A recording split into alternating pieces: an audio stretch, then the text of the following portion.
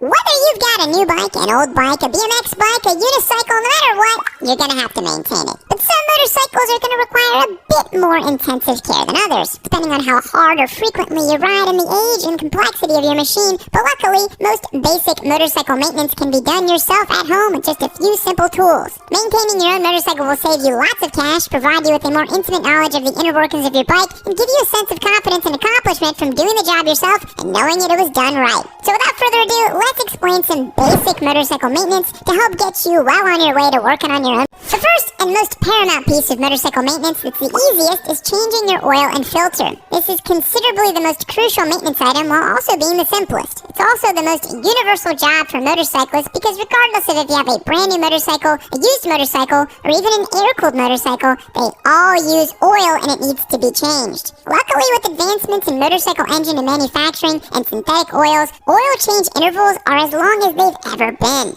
New motorcycles can have service intervals to go as long as 10,000 miles. But of course, check your service manual or do a quick Google search to find out the specific interval recommended for your motorcycle. Regardless of how long your service intervals are, they always recommend the change at least once a year at the minimum. Erring on the side of caution never hurts. And for most riders who typically ride about 5,000 miles a year or less, changing your oil and filter once a season is pretty standard, and it's about as simple as it gets. Make sure you buy the correct viscosity and volume of oil, again based on your service manual or the trusty internet, because I'm sure all the forum dads would love to give you all the microscopic details required to change the oil for your given model. You guys ever notice that? How old guys on internet forums write hundreds of words debating the minutiae of engine oil on an online forum, but then will just respond to every text message with a single letter K. As well as a new oil filter and a replacement cush washer for the oil drain plug never hurts either. Get your bike nice and warm, take it out for a quick rip around the block just to get the oil warm and eager to drain out. Let the bike rest for 5 or 10 minutes while you gather your supplies. This will ensure all the oil drips down to the bottom of the engine again. Take the cap off the oil fill to allow the air to flow through to prevent a vacuum. Loosen the drain bolt at the bottom of the engine. If your motorcycle was recently serviced at the dealer, that bolt is probably torqued on at 1,000 foot-pounds, so brace yourself for that. Then unthread it the rest of the way with your hand, making sure to not drop it in the drain pan and scald your hand with hot oil. If you're feeling overly cautious, you can set a block of wood beneath your side stand to keep the bike level to try to extract any remaining oil. Doing all this with a rear paddock stand works too and gives you a little bit of extra room to work under the bike. But this isn't rocket science. Don't get too in your head or you'll end up like the oil dads in the forums. Remove the oil filter and let the oil drip all over your exhaust and make a huge mess. Then take a clean shop towel and wipe the inside of the oil filter housing for good measure. Then just do it all in reverse order. Pre-fill the new filter halfway through. Put a touch of fresh oil around the entire circumference of the filter gasket, then screw it on by hand. Screw it on until the gasket meets the mating surface, then give it about another half turn or so. It doesn't need to be crazy tight or torqued on with a wrench. Reinstall the oil drain plug with a fresh cush washer. This can be torqued to spec based on your service manual,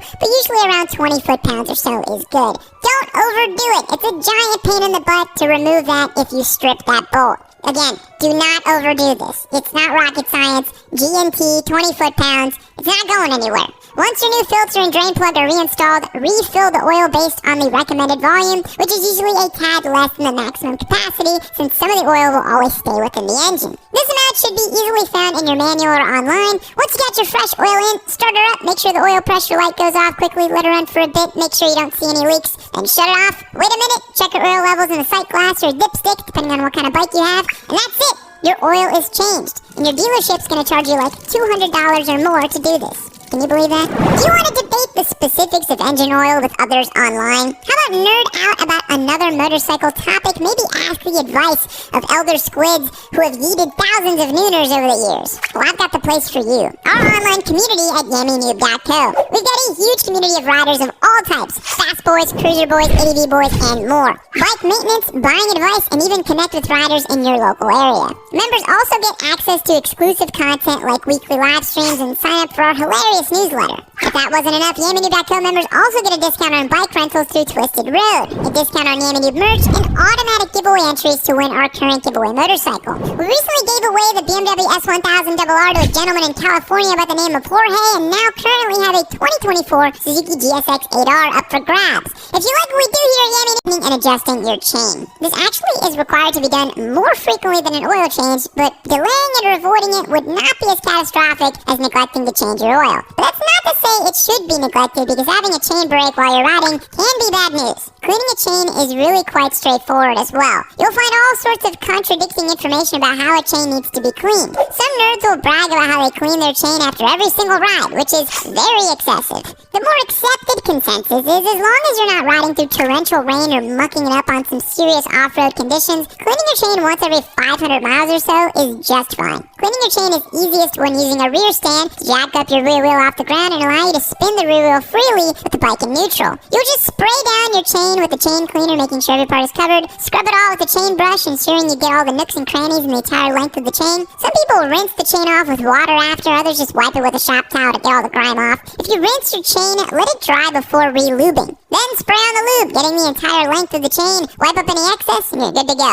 While you're down on the ground, you can inspect the slack in your chain compared to the specs on your swing arm or your manual. If your chain needs to be tightened, loosen the axle nut and adjust the sliders to bring it into spec. Lining up with the notches on the swing arm, lock the adjusters and retorque your axle nut to spec. Super simple maintenance, but it's very important. Keeping your chain clean not just ensures the health of your chain, but your sprockets as well, and everybody loves a good, clean-looking chain. While tires don't need to be maintained per se, outside of ensuring proper inflation, which I highly recommend, check your PSI often and regularly. Oh my god, they do need to be inspected and replaced as consumable wear items. The lifespan of motorcycle tires is much shorter than you might think. If you're coming from commuter cars where you can get 50,000 miles out of a set, especially if you live in the south, and you can keep your tires for 100,000 miles since you never have to drive in the snow. Yes, I'm talking to you with the 2014 Nissan Altima that looks like it's running racing slicks and you've been on the same set of rubber since it rolled off the lot 10 years ago. Motorcycle tires, on the other hand, typically have a lifespan from anywhere from as low as 3 to 10,000 miles depending on the type of tire and how you ride. Sport touring tires are going to work a lot better and last quite a bit longer than a super sport tire. If you're doing long stretches on the highway, you'll notice the center of your tire will wear down more quickly.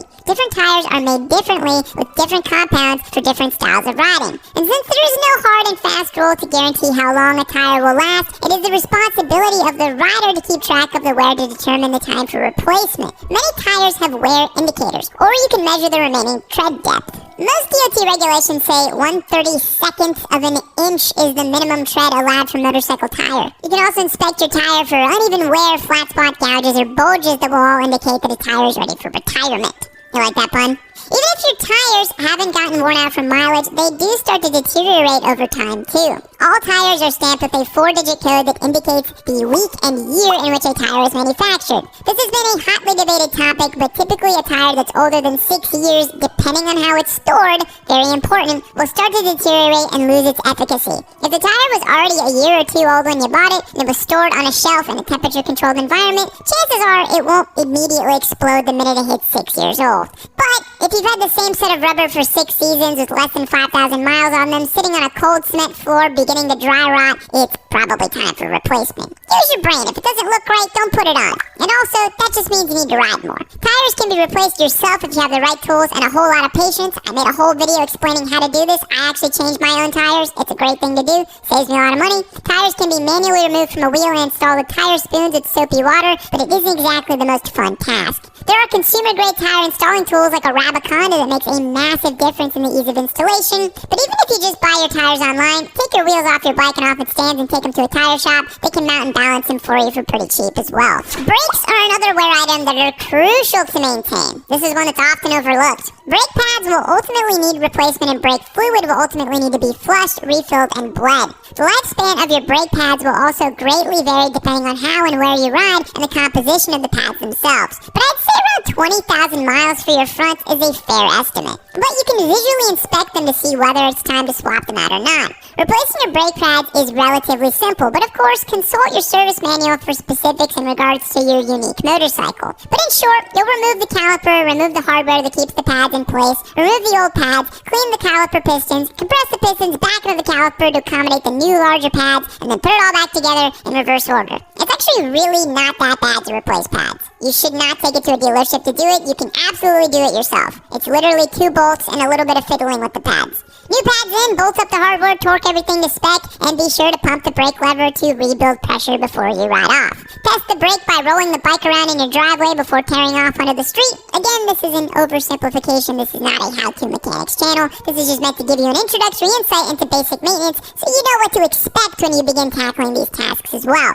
A service manual is key. Inside you'll find information on how often to replace your brake fluid, which is usually around every 2 years. Brake fluid goes bad over time as it attracts humidity, which then turns to vapor when the brake fluid is heated and reduces the efficacy of the braking system. To replace your brake fluid, you're going to need a piece of hose that fits onto the bleeder screw of your caliper, an old Mountain Dew bottle with a hole in the top, the lid to stick said hose in the bottom to collect the old fluid, and a wrench with which to open the bleeder screw. You remove the old fluid by pulling it through the bleeder on the top of the caliper by compressing the lever. You add new fluid to the reservoir, pump the lever, open the bleeder screw, close the bleeder screw, pump the lever, open the bleeder screw over and over until you see clean fluid and no air bubbles coming out of the hose. And make sure to keep the reservoir topped off as you do this, so it's not time to inadvertently add more air into the system. All this can be accelerated by using a vacuum bleeder as well, which is what I use. And look at your service manual. Brakes are important. I am just a disembodied voice on your computer. This is just the Cliff Notes version. And lastly, it is important to monitor your coolant. Fresh coolant will ensure your bike will maintain proper temperature and not get the cooling system all gunked up.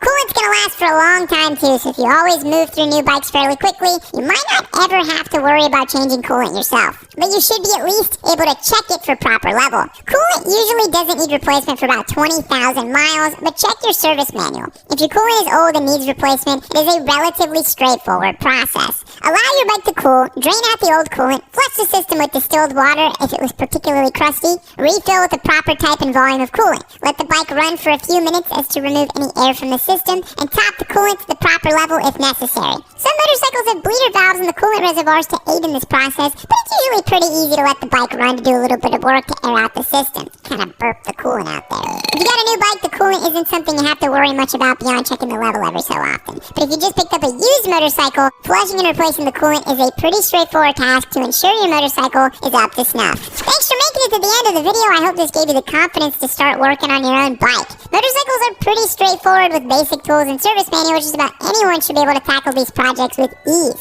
If I can do it, மறக்காம surprise பண்ணுங்க. Thank you.